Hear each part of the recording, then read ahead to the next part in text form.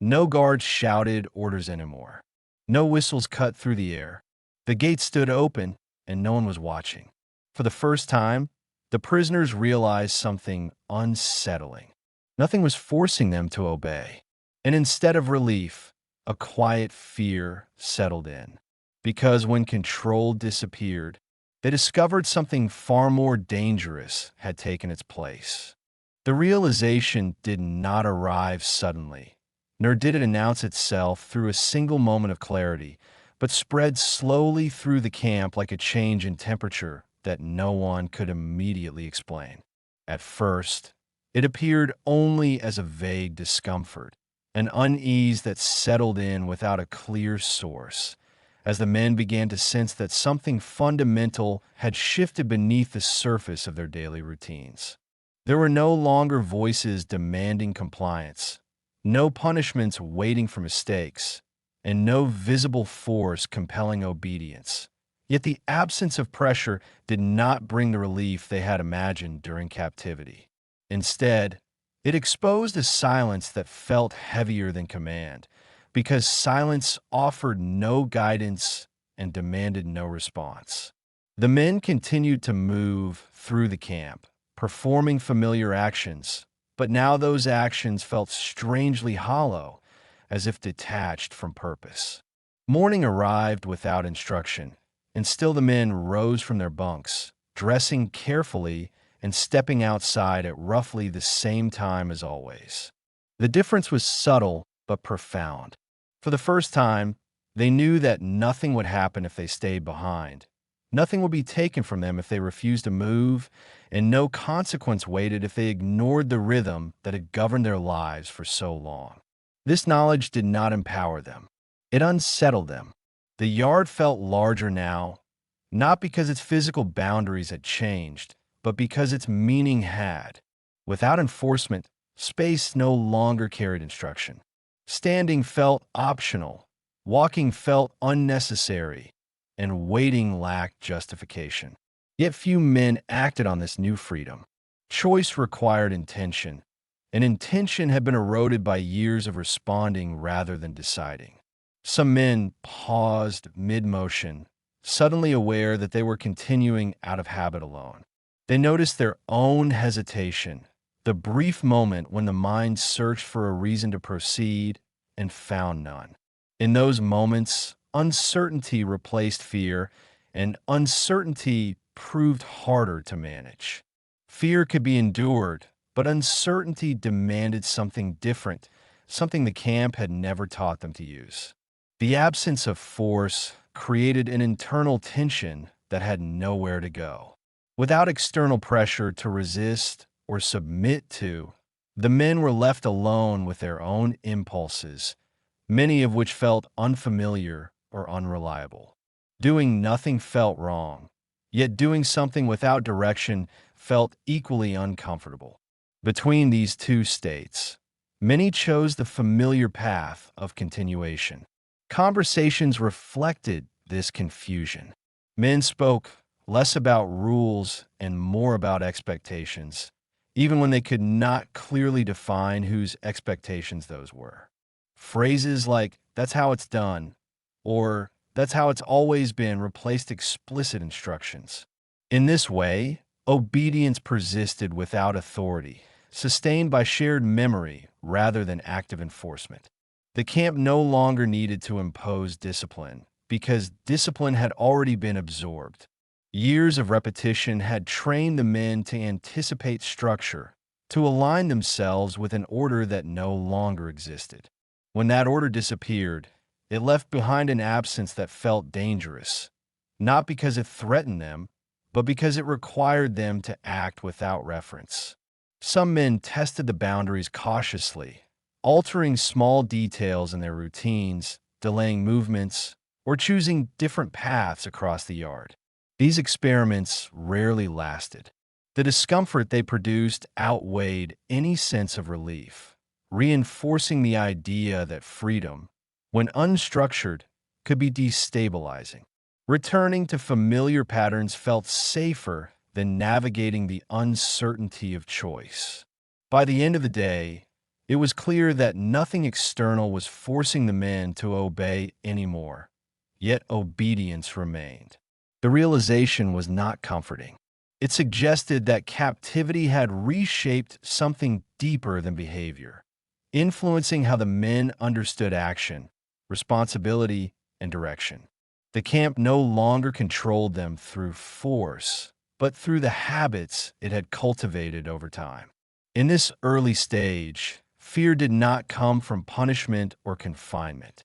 It came from the growing awareness that without force, they were expected to decide for themselves, and many no longer trusted their ability to do so.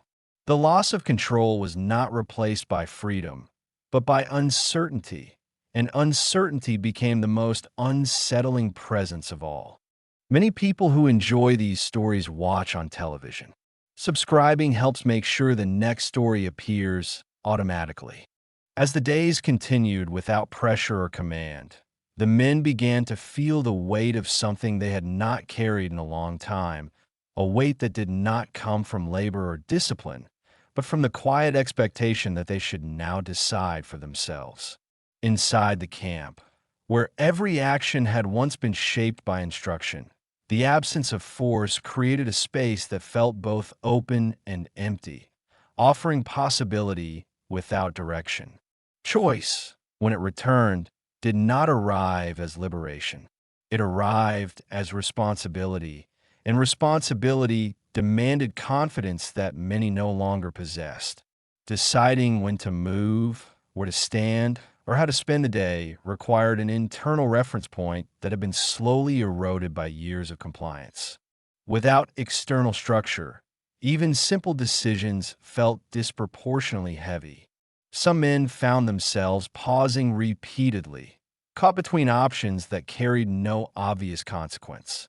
Standing or sitting, speaking or remaining silent, walking toward the gate or turning back. Each choice felt equally uncertain, stripped of clear reward or punishment.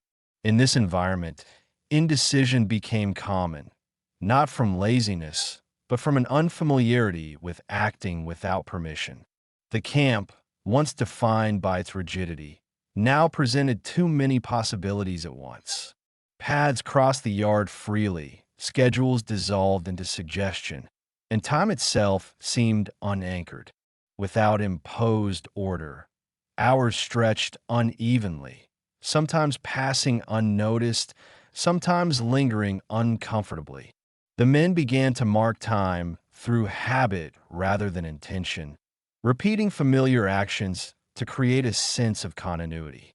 This reliance on repetition was not deliberate. It emerged naturally as the mind sought stability in the absence of instruction. Doing what had always been done required less effort than inventing something new. Habit offered relief from the strain of decision-making, allowing the men to move through the day without confronting the uncertainty that accompanied genuine choice. Conversations reflected this shift.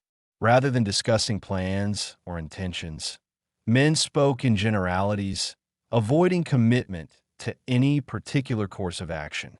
Questions about the future were deflected or left unanswered, not because the future was forbidden, but because imagining it required a confidence that felt increasingly distant.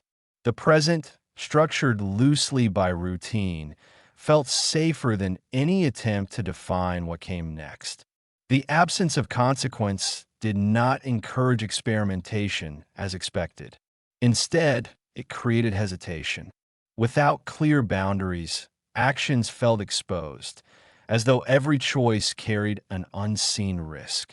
The men had learned to navigate danger when it was defined and predictable. Undefined freedom offered no such clarity. Even rest took on a different character. Without work schedules or enforced activity, fatigue appeared without obvious cause. The mental effort of deciding, of remaining aware of choice itself, drained energy more quietly than physical labor ever had. Sleep came easily, but it did not restore a sense of direction. Gradually, The men began to recognize that the difficulty they faced was not external, but internal. The camp had removed the need to choose for so long that choice itself now felt unfamiliar, almost intrusive. Freedom demanded engagement, initiative, and self-trust, qualities that had been set aside in favor of survival and compliance. As this realization settled in, many responded by narrowing their world. They reduced decisions to the minimum necessary, limiting movement and interaction to what felt manageable. In doing so, they preserved a fragile sense of stability, even as the broader possibilities of freedom remained untouched. By the end of this phase, it became clear that nothing was forcing the men to obey anymore, yet nothing was guiding them either. Between the absence of control and the burden of choice, many found themselves suspended, continuing familiar routines not because they were required, but because they offered refuge from the uncertainty that freedom had introduced. As the absence of force became normal, fear did not disappear from the camp, but changed its form, shifting away from punishment and towards something less visible and more difficult to confront. The men no longer feared being watched, corrected, or disciplined, yet a quieter tension settled in, rooted in the uncertainty of acting without reference, without a clear signal to confirm whether a choice was right or wrong. This uncertainty spread gradually, influencing behavior in ways that were not immediately obvious. Movements slowed, not from exhaustion, but from hesitation. Actions that once felt automatic now required brief moments of internal negotiation, as if the mind paused to ask a question it had not needed to consider for years. Without external confirmation, even familiar gestures carried doubt. The camp itself seemed unchanged, yet it no longer offered reassurance. The same paths crossed the yard, the same buildings framed the space, and the same routines remained available, but their meaning had shifted. What once felt secure because it was enforced now felt fragile because it depended entirely on voluntary continuation. Stability existed only as long as everyone agreed to maintain it. Some men became acutely aware of this fragility and responded by monitoring their own behavior closely. They corrected themselves mid-action, adjusted posture, moderated tone, and avoided movements that might draw attention, even though attention no longer carried consequence. The habit of self-surveillance persisted, filling the space once occupied by authority. Others withdrew inward, limiting interaction and reducing exposure to situations that required decision or expression. Silence became more than a habit. It became a protective measure. Speaking introduced unpredictability, and unpredictability felt risky in an environment where the rules were no longer clear. Remaining quiet preserved a sense of control, even if that control was largely illusory. The absence of fear did not create ease. Instead, it revealed how fear had once provided structure. Under captivity, fear had clarified boundaries, defined acceptable behavior, and offered a framework within which survival was possible. Now, without that framework, the men faced a more ambiguous challenge, one that demanded internal guidance they had not practiced using. Time became increasingly distorted during this phase. Without enforced schedules, days felt uneven, sometimes slipping by unnoticed, sometimes stretching uncomfortably. The men struggled to orient themselves within this unstructured flow, relying on habit to impose order where none was required. Routine became a substitute for certainty. Conversations, when they occurred, reflected this shift from fear to uncertainty. Men spoke cautiously, choosing words that avoided commitment or interpretation. Opinions were softened, statements left unfinished, and questions often unanswered. The effort to remain noncommittal reduced the risk of being wrong, even when being wrong carried no penalty. Gradually, it became clear that fear had been replaced by something more persistent. Uncertainty did not spike and fade like fear. It lingered, shaping every small decision and eroding confidence quietly. The men did not feel threatened, yet they did not feel safe either. They existed in a state of suspension, unsure how to act without instruction and unwilling to test the limits of freedom. In this environment, the desire for structure reemerged, not as a demand for control, but as a longing for clarity. Some men began to express relief when minor rules resurfaced informally, when expectations were stated rather than implied.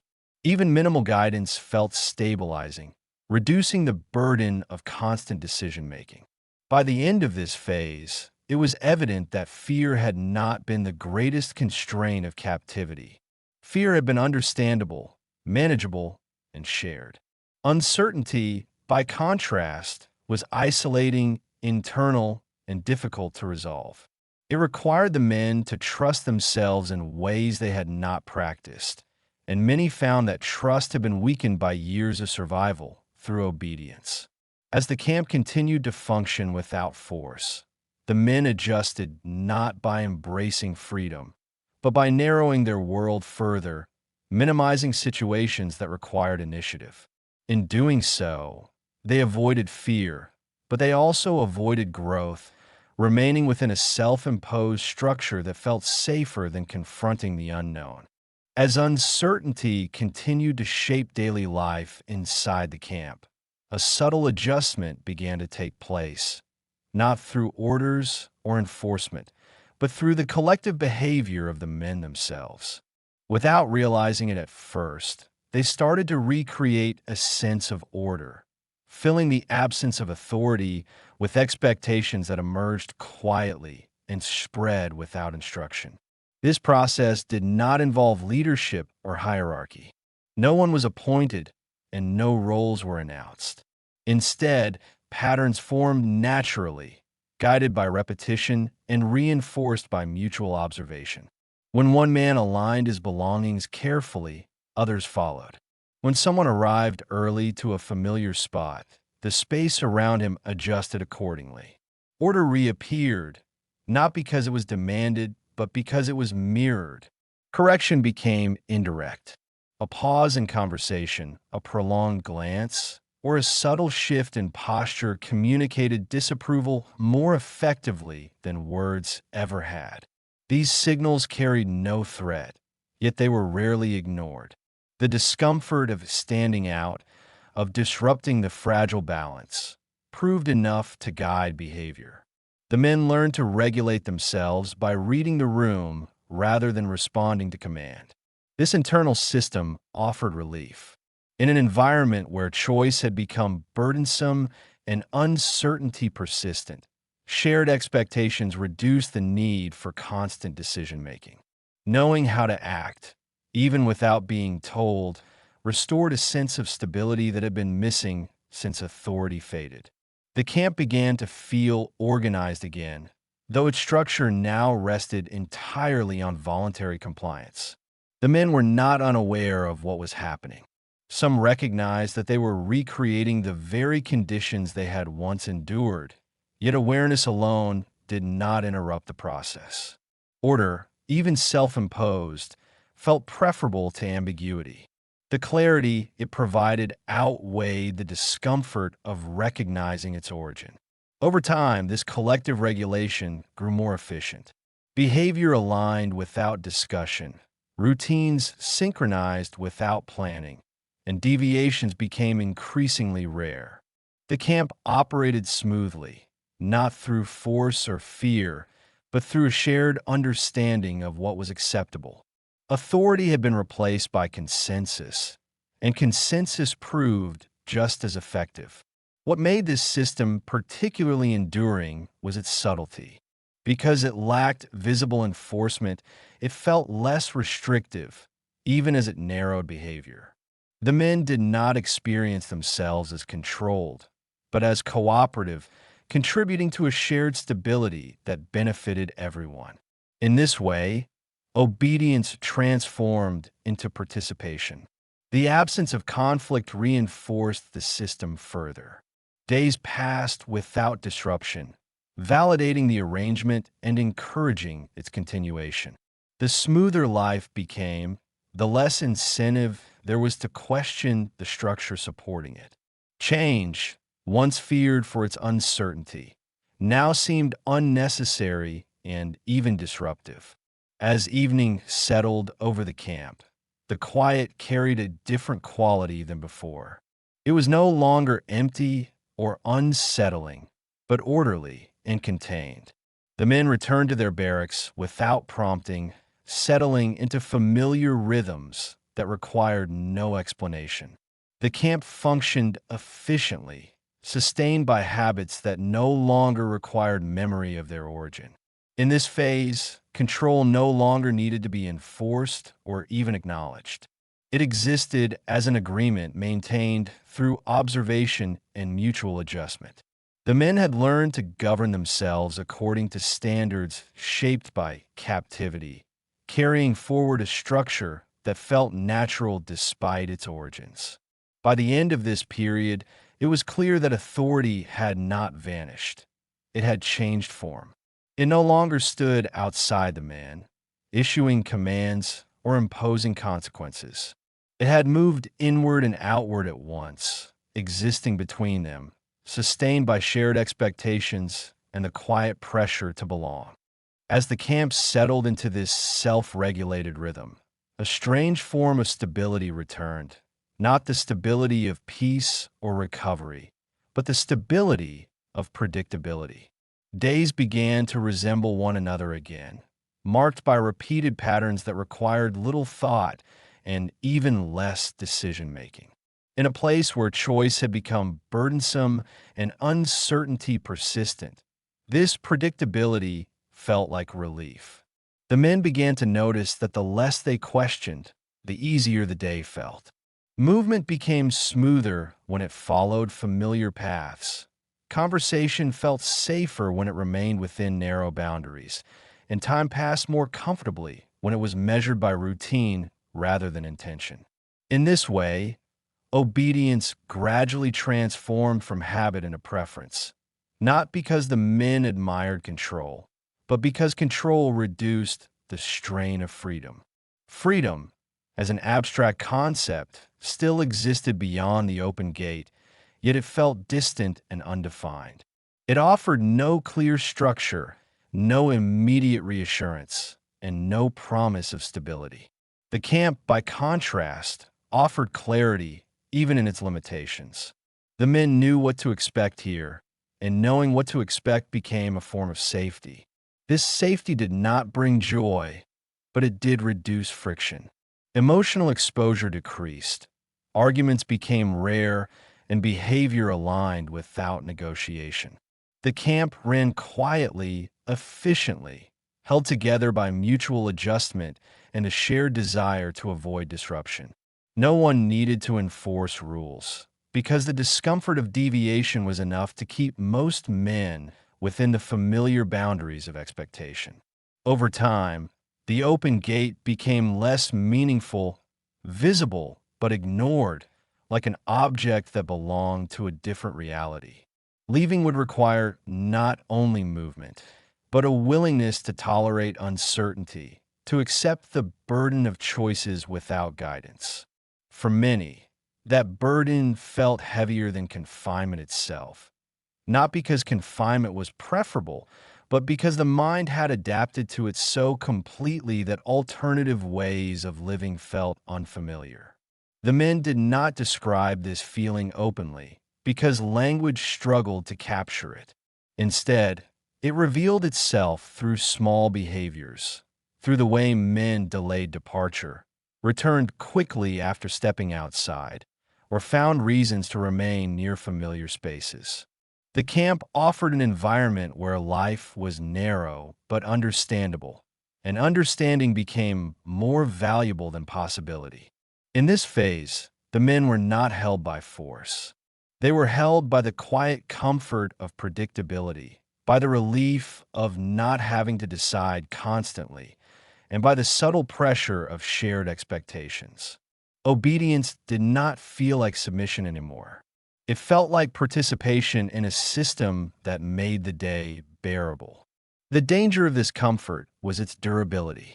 As long as life remained stable, there was little reason to disrupt it. The men continued to comply, not because they feared punishment, but because compliance preserved equilibrium. Even those who recognized the pattern often chose not to challenge it, because challenging it meant confronting the uncertainty they had come to avoid. As night arrived, the camp grew quiet again, and the quiet felt settled rather than empty. The men returned to their bunks, not because they were ordered to, but because returning required no decision. Sleep arrived with the same ease as the routines that shaped the day, carrying them forward into another morning that would likely begin the same way. By the end of this phase, it became clear that the absence of force had not automatically produced freedom. Instead, it had revealed how deeply captivity could reshape the mind, teaching people to seek safety in structure even when structure limited them. The men had discovered that when no one was forcing them, the hardest question was not whether they could leave, but whether they could tolerate what leaving would require. And so the camp remained calm, functional, and orderly, sustained not by authority, but by the quiet realization that obedience, however narrow, felt safer than a freedom that offered no instructions. In the end, the camp did not need walls, guards, or rules to continue shaping the lives within it, because its most effective structures no longer existed outside the men themselves. What remained was not fear, nor obedience in its obvious form, but habit, reinforced slowly through repetition until it felt indistinguishable from normal life. The men did not stay because they were forced to, but because leaving demanded a kind of inner movement that felt unfamiliar and risky. Freedom offered no instructions, no rhythm, and no reassurance, while the routines of the camp, however limiting, provided clarity and predictability. In choosing what felt manageable, they avoided what felt undefined. This was not weakness, nor failure, but the result of long adaptation. Survival had trained them to value stability above possibility and obedience above uncertainty. When external control disappeared, the internal patterns it had created continued quietly, guiding behavior without needing to be questioned. The gates could remain open, and authority could fade completely, because captivity had already done its deeper work. It had taught the men how to function within limits so thoroughly that those limits no longer required enforcement. And so the camp ended not with release or resistance, but with calm continuation, leaving behind a lasting reminder that the most enduring forms of control are not imposed by force, but carried forward by habits that learn how to survive on their own. Thank you for spending this time here. If these quiet, true World War II stories matter to you, subscribing helps this channel continue.